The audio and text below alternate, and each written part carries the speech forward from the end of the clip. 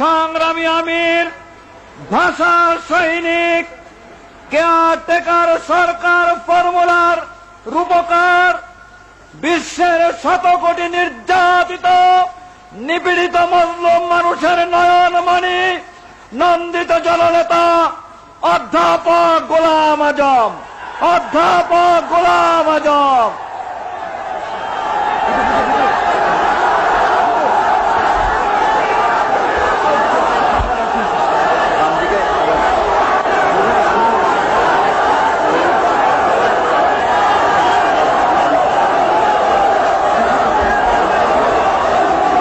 আলহামদুলিল্লাহ রাব্বিল আলামিন, আলহামদুলিল্লাহ রাব্বিল আলামিন, ওয়াসসালাতু ওয়াসসালামু আলা সাইয়্যিদিল মুরসালিন ওয়া আলা আলিহি ওয়া আসহাবিহি আজমাইন। এই শুকরিয়া দিবস উপলক্ষে আয়োজিত এই মহাসমাবেশের সভাপতি, ইসলামী আন্দোলনের নেতৃবৃন্দ,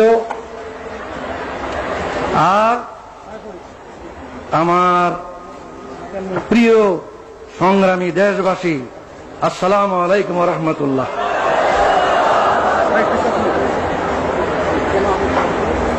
এই বাংলাদেশ আমার দেশ, এই দেশেই আমার জন্ম, এই দেশের রাজধানী ঢাকাই আমার জন্ম।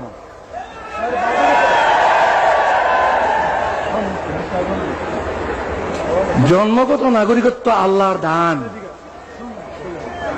কে কোথায় জন্ম নেবে এটা ফয়সালা তিনি করেন। এই জন্মসূত্রে নাগরিকত্ব কেড়ে নেওয়ার কোনো অধিকার নেই। তবু কেড়ে নেওয়া হয়েছিল।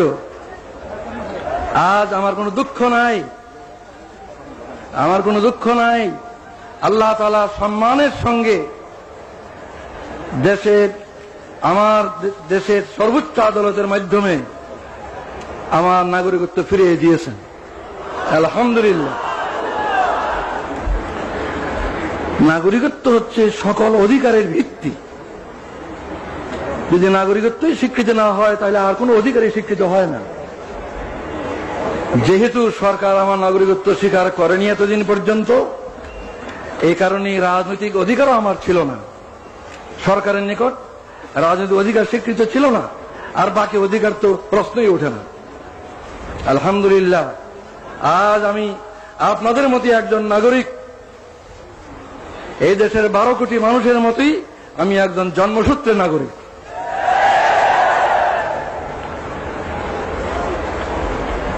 আজ 23 বছর পর আমার প্রিয় দেশবাসীর সামনে হাজির হওয়ার আমার সৌভাগ্য হলো। 23 বছর পূর্বে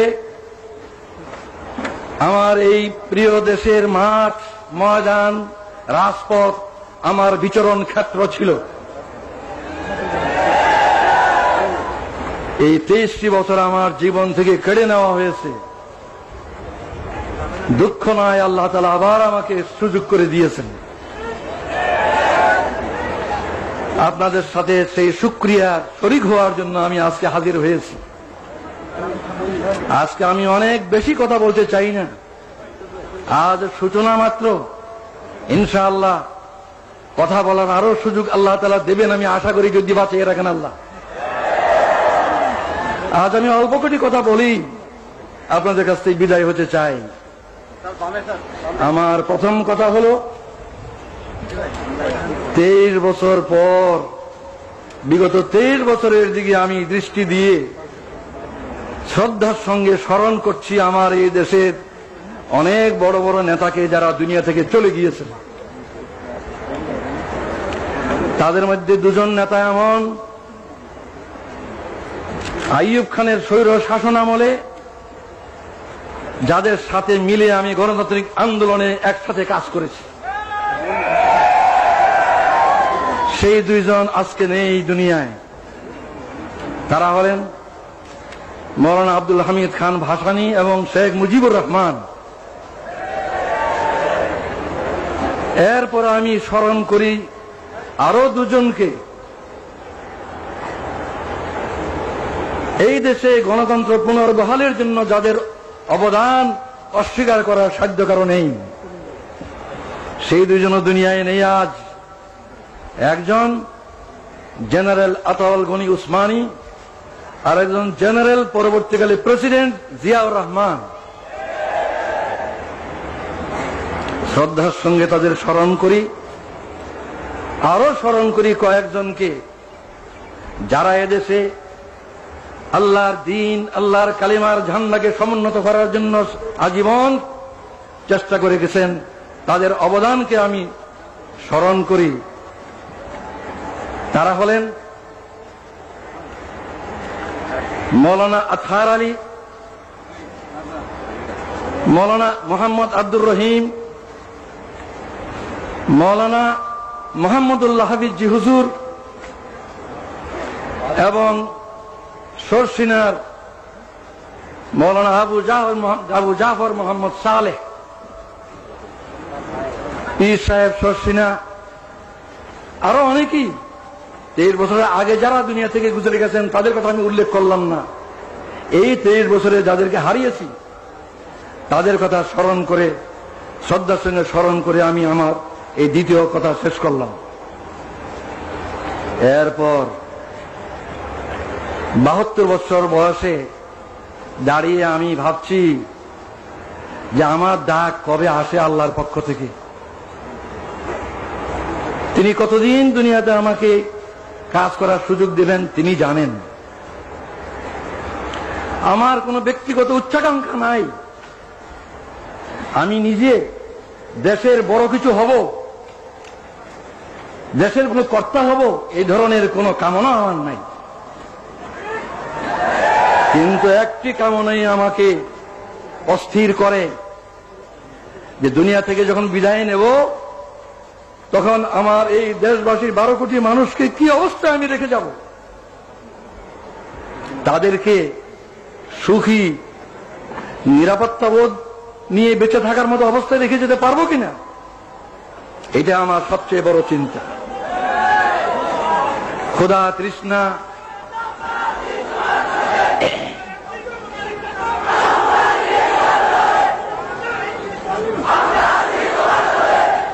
আমার এই সাধনা, এই চিন্তা কিভাবে এই দেশের স্বাধীনতা সার্বভৌমত্ব থেকে হেফাজত করা যাবে আর কিভাবে এই দেশের জনগণকে সুখী করা যাবে। ভাত, কাপড়, বাসস্থান, চিকিৎসা, শিক্ষা, স্বাস্থ্য, এগুলোর কারণে মানুষ কষ্ট পাবে না এমন অবস্থায় যদি রেখে যেতে না পারি, যাবার সময় যদি তাদেরকে সুখ শান্তিময় অবস্থায় দেখে যেতে না পারি, তাহলে এই জীবনের সার্থকতা কি? এটি আমার একমাত্র ধান্দা। এই কথাটা চিন্তা করা সহজ, কাজটি সবচেয়ে কঠিন। কিভাবে আমাদের এই দেশের লোক এই দুর্নাম থেকে মুক্তি পাবে যে এই দেশ নাকি গরিব এবং ভিক্ষুকের দেশ। সারা দুনিয়ায় এই বদনামের বোঝা আমরা বয়ে বেড়াচ্ছি। এই দেশের লোকের উন্নতি হোক, এই দেশের লোকের এই বদনাম ঘুচুক, এটি আমার সবচেয়ে বড় সাধনা, সবচেয়ে বড় কামনা। এই বিরাট কাজটি এমনি এমনি হবে না, কোন এক দলের পক্ষে সম্ভব হবে না, কোন দলীয় সরকার একলা পারবে না, অনেক সমস্যা। তাই আমি মনে করি যে এই বিরাট কাজটি করা তখনই সম্ভব হবে যদি আমরা রাজনৈতিক ভেদাভেদ, বিদ্বেষ, হিংসা, সন্ত্রাসী রাজনীতি এবং এজিটেশনাল পলিটিক্স, উত্তেজনাপূর্ণ রাজনীতি ইত্যাদি ক্ষান্ত করে সুস্থ রাজনীতি আমরা সবাই করতে রাজি হই। আমি মনে করি যে দেশ গড়ার চিন্তা ভাবনা যাদের আছে তারাই রাজনীতি করেন, আর রাজনীতির ময়দানে যারা নেতৃত্ব দিচ্ছেন তাদের চেষ্টা সাধনের উপরই এই জনগণের ঐক্য নির্ভর করে।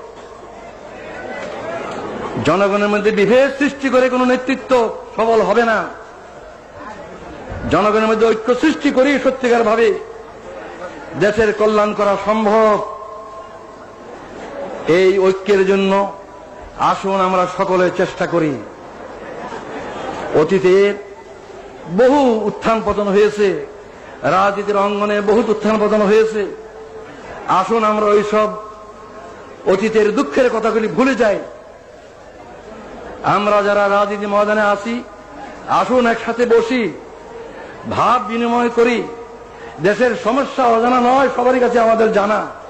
আসল কথা সমাধানের পথ কি, কিভাবে সমাধান করব, এই সমাধানের জন্য আসুন একসাথে বসি, একসাথে চিন্তা করি, মতের বিনিময় করি। আমরা ঐক্যবদ্ধভাবে চেষ্টা করা ছাড়া এই বিরাট কাজ কিছুটি সম্ভব নয় বলে আমি বিশ্বাস করি। আমি দেশবাসীর সকলের কাছে এই কামনা করি যে আপনারাও দোয়া করেন। আমি এই চেষ্টাই করতে চাই, প্রতিটি রাজনৈতিক নেতার দুয়ারে দুয়ারে আমি যেতে চাই, প্রতি নেতার কাছে আমি ধর্ম দিতে চাই। আসুন আমরা দেশকে গড়ি একসাথে মিলে। এই ঐক্য ছাড়া এই দলীয় কর্তৃত্ব, নেতৃত্ব, এগুলি নিয়ে আমরা ঝগড়া করতে পারবো, কিন্তু দেশ গড়তে পারবো না। এগুলি নিয়ে আমরা মারামারি কাটাকাটি করতে পারবো, কিন্তু জনগণকে সুখ শান্তি দিতে পারবো না। আমি আর বেশি কথা বলতে চাই না। এখানে একটা গুরুত্বপূর্ণ কথা আমি বলতে চাই, সেটা হচ্ছে রাজনীতির ময়দানে যারা কাজ করেন, বিভিন্ন দলের মধ্যে মতের পার্থক্য থাকা খুবই স্বাভাবিক, এবং এই পার্থক্যের কারণে রাজনৈতিক সিদ্ধান্ত ভিন্ন ভিন্ন হয়। বিভিন্ন দলের বিভিন্ন রকম রাজনৈতিক সিদ্ধান্ত হয়, এবং এক দলের সিদ্ধান্ত আরেক দলের নিকট গ্রহণযোগ্য হয় না। এটা হয়েই থাকে, এটা স্বাভাবিক। এই কারণে আমাদের মধ্যে যে দূরত্ব পারস্পরিক, এই দূরত্ব দূর করতে হবে। আর দূর করার পথ এটাই যে অতীতকে ভুলে যাওয়া। আমার বিরুদ্ধে যারা ব্যাপক অপপ্রচার করেছেন বহু বছর থেকে, আমি তাদের অপপ্রচারকে কিছুই মনে করি না।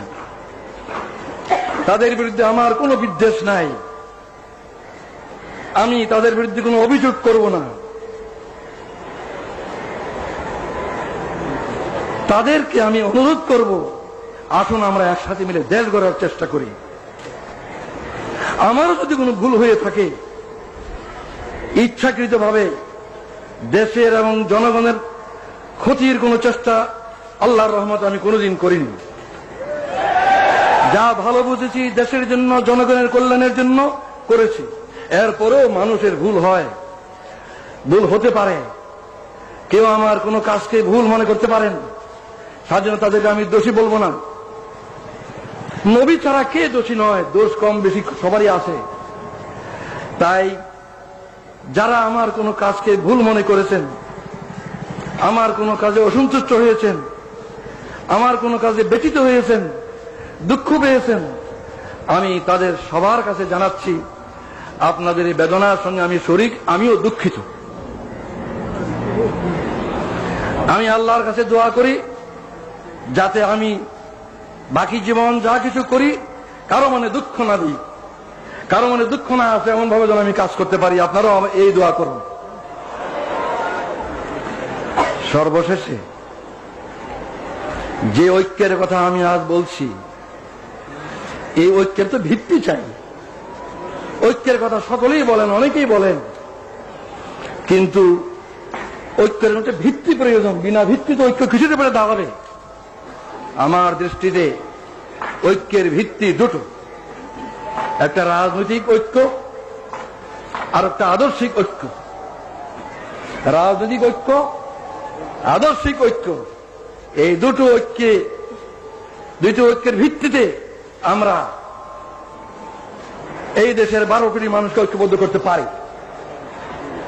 রাজনৈতিক ঐক্য মানে হচ্ছে এই বাংলাদেশের যে সীমানা, এই সীমানার ভিতরে যে বাংলাদেশ, এই বাংলাদেশের স্বাধীনতা, সার্বভৌমত্বকে হেফাজত করতে হবে।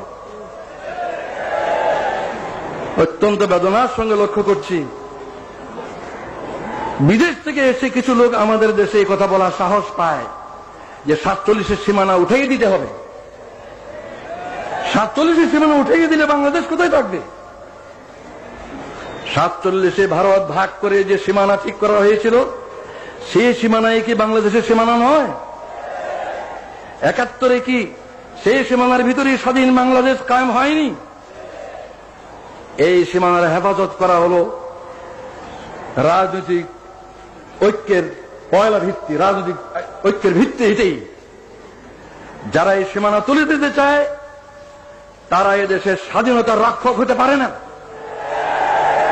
যারা এই সীমানা তুলে দিতে চায় তারা এদেশের স্বাধীনতা সার্বভৌমত্বে বিশ্বাস করে না। আমি বিশ্বাস করি দেশের দায়িত্বশীল সকল রাজনৈতিক দল এই বিষয়ে একমত যে বাংলাদেশের এই সীমানার ভিতরে যে সীমানা 47 হয়েছিল এবং 71 যে সীমানাকে নিয়ে স্বাধীন সার্বভৌম বাংলাদেশ প্রতিষ্ঠিত হয়েছে, এই সীমানার হেফাজত করা আমাদের সকলের পবিত্র দায়িত্ব এবং এটা আমাদের রাজনৈতিক ঐক্যের ভিত্তি।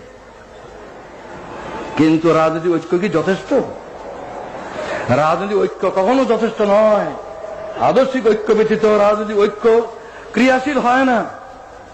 আমি অনেক ভেবে চিন্তে তালাশ করে দেখেছি যে 3টি কথাই হচ্ছে আদর্শিক ভিত্তি। 3টি কথাই হচ্ছে আদর্শিক ভিত্তি। আল্লাহ যিনি আমাদেরকে সৃষ্টি করেছেন, যিনি আমাদের মনিব, মাহবুদ, প্রভু, সেই আল্লাহ ঐক্যের, আদর্শিক ঐক্যের পয়লা ভিত্তি। সেই আল্লাহ মানব জাতির দিশারি হিসাবে, পথ প্রদর্শক হিসাবে তার রসুলকে পাঠিয়েছেন, যুগে যুগে রসুলগণকে পাঠিয়েছেন। সর্বশ্রেষ্ঠ রসুল মুহাম্মদ রাসূলুল্লাহ সাল্লাল্লাহু আলাইহি ওয়াসাল্লাম হচ্ছে দ্বিতীয় আদর্শিক ভিত্তি। তৃতীয় আদর্শিক ভিত্তি হচ্ছে আল কোরআন, যা মানব জাতির জীবন বিধান আল্লাহর পক্ষ থেকে রসুলের মাধ্যমে এসেছে। এই আল্লাহ, আল্লাহর রসুল এবং আল্লাহর কোরআন এর কোনটাই জামাত ইসলামীর দলীয় সম্পদ নয়। এই তিনটার কোনটাই কোন দেশের কোন দলের তাদের নিজস্ব সম্পদ নয়। এই সম্পদের ভিত্তিতে আমাদের মধ্যে ঐক্য না হওয়ার আমি কোনো কারণ দেখি না। আমি অত্যন্ত আনন্দ বোধ করি যে আমাদের দেশে প্রধান প্রধান দলগুলির নেতৃবৃন্দ তারা মুসলিম। আমাদের দেশের প্রধান প্রধান দলগুলির নেতৃবৃন্দ মুসলিম। তারা নামাজ পড়েন, হজ করেন, কোরআনকে তারা অস্বীকার করতে পারেন না। নামাজ, রোজা, হজ এগুলি কোরআনই আছে, তারা এগুলি করেন। সুতরাং আমি কি করে মনে করবো তারা কোরআনকে পছন্দ করেন না? নিশ্চয়ই তারা কোরআনকে বিশ্বাস করেন। তাই আমি এই আকুল আবেদন জানাই, রাজনৈতিক ঐক্যের ভিত্তি বাংলাদেশের সার্বভৌমত্ব এবং স্বাধীনতাকে রক্ষা, আর আদর্শিক ভিত্তি হচ্ছে আল্লাহর প্রতি দৃঢ় বিশ্বাস এবং আস্থা, যেটা আমাদের বাংলাদেশের শাসনতন্ত্রে আছে। দ্বিতীয় মুহাম্মদ রাসূলুল্লাহ সাল্লাল্লাহু আলাইহি ওয়াসাল্লামের নেতৃত্ব, তৃতীয় কোরআনের বিধান। এই ঐক্যর ভিত্তিকে যদি আমরা গ্রহণ করি, কাল থেকে আমরা দেশ গড়ার কাজ শুরু করতে পারি। আমি বিদায়ের আগে জনাব আব্বাস আলী খান সাহেব, যিনি এতদিন ভারপ্রাপ্ত আমির হিসাবে এই ভার বহন করেছেন, তিনি আমার চেয়ে 7 বছরেরও বয়সে বেশি। আমি 72 আর উনি 79।